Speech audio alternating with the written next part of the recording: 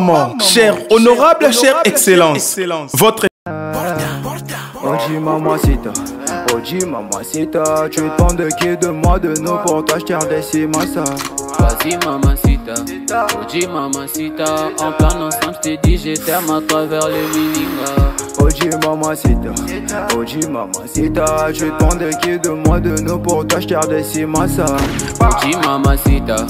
Oji mamacita, en plan ensemble je t'ai dit je t'aime à travers le mininga. Quand je pense à toi je suis pas allé, je suis BG encore.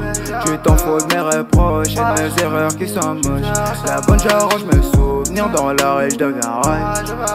Mbote libota, mbote bande konangai, toye kota la lupango oeza devant biso, tokota na onakati. Voilà, donc awa tokoti nakati lupango o toye kota la lelo. Mokolo malamu na bato nyonso oyo ba landaka ba mission na biso. Lelo awa toye ko présenter bino lupango oyo biso on tozo remarqué que eza déjà clôturé. Eza déjà très bien, bon mona ba brique nakati. Tozo mona biso nyonso voisin ndenge aza déjà. Et nazo signaler que quartier au tozali eza na courant awa tobenga ngo quartier des généraux. Donc toza na quartier des généraux awa toza na commune ya Mongafula na quartier des généraux.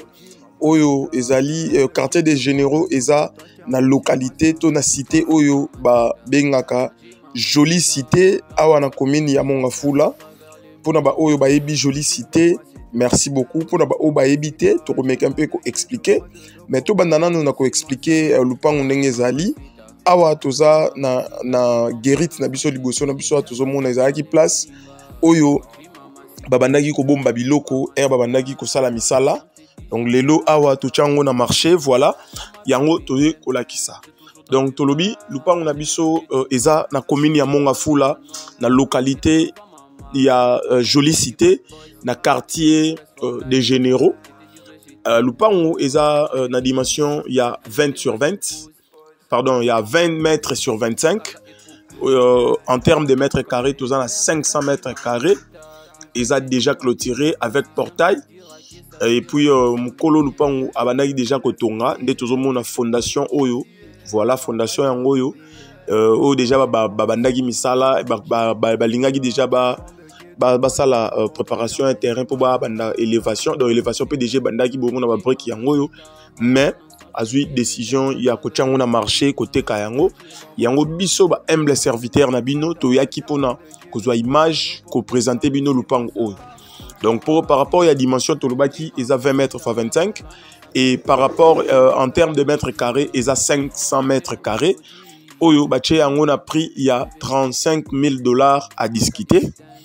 Donc, on a lobby bien, on a pris à $35,000 à discuter. Et ça, 20 mètres sur 25. Awa, na commune, il y a Mongafula, na localité, jolie cité, na quartier des généraux. Donc, jolie cité, ils en ont là, où il y a mitendi. Avant, okoma mitendi. Il y a jolie cité. Donc, avant, okoma, na site, il y a honorable Nabiso Paul Bindu Moussambali donc avant Okomawana toza na jolie cité donc juste après cimetière ya Mbeteke so R6 cimetière ya Mbeteke lupango Nabiso eza na localité wana ya jolie cité donc tolobi eza 20 mètres sur 25 $35,000 à discuter wana tobimi libanda pona kolakisa avenue ndenge ezali tolaksaka environnement boye pona kopesa idée na ba o bazo somba koyeba quartier ezandenge nini donc absence tozomona avenue mutuka kobanda na makadam ti na kata lupango ti na kata chambre na kata guérite mutuka ekokota kitoko donc tozo bima tozo laksa siko quartier ndenge ezali avenue ndenge ezali ndenge ba déjà bakota bafanda ndenge quartier za habitable donc yango importance ya ndenge totambola rabo pona Kolak-Sabino. Donc, Tobandeli Kolobaki Lupango, ils a 20 sur 25, 500 mètres carrés. Toché, on a pris à $35,000 à discuter. Na lobby bien $35,000 à discuter. Et possibilité, il y a morcellement ezali. Pona ba oyo ba lingaka processus, il y a morcellement.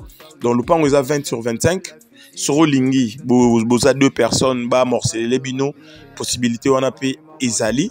Donc 10 mètres sur 25, 10 mètres sur 25, soit 12 mètres et demi sur 20, 12 mètres et demi sur 20. Tout ça on a pour Nabino, mais possibilité oyo eza plus entendu, ezali possibilité ya mutu azwanyo sombala moko pour na ba o bazara na projet ya kotonga ba école. Lupango na biso yango liboso place ndeko atelemi. Donc asko to lakisi libanda to ke na biso to bima to monte to tambola déjà to lakisa lisusu avenir ndenge ezali et puis quartier ndenge ezali. Olingo sala école, hôpital, donc ozana projet moko commercial to projet moko social. En tout cas ba place ya malamu yango ya kotonga na ba quartier ya boye o eza que erozo tonga batu ya sika bazo kota batu déjà ba kota aux autres bénéficier mbala moko na confiance à batu parce que ba quartier boye za ba quartier moko boye oyo eza tellement rentable en termes commercial na ebi batu oyo to tekela koto ba somba ba sala ba projet commercial et simba donc et vous allez vraiment avantageux mingi pona bandeko na biso donc wana tozo kata tolakisi quartier tolakisi lupango en tout cas bonne chance na ba onyos ba rozala intéressé merci beaucoup bye bye.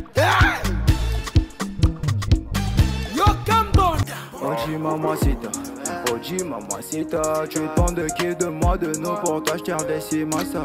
Vas-y mamacita, Oji mamacita, en plan ensemble je t'ai dit je t'aime à travers le Milinga. Oji mamacita, tu demandes de qui de moi de nous pour toi, je t'ai redessis ma ça. Oji mamacita, en plan ensemble je t'ai dit je t'aime à travers le Milinga. Quand je pense à toi, je suis pas allé, je suis BG encore. Tu t'en fous de mes reproches et de mes erreurs qui sont moches. La bonne j'arrange mes souvenirs dans la rue, je deviens rage. Quand je suis dans le bloc, bébé veut que je pêche. Oji mamacita, tu demandes de qui de moi de nous pour toi, je t'ai redessis ma ça. Oji mamacita, en plan ensemble je t'ai dit je t'aime à travers le Milinga. Oji mamacita, tu demandes de qui de moi de nous pour toi, je t'ai redessis ma ça. Oji mamacita, en plan ensemble je t'ai dit je t'aime à travers le Milinga. Oji mamacita, en plan ensemble je t'ai dit je t'aime à travers les Mukonzi.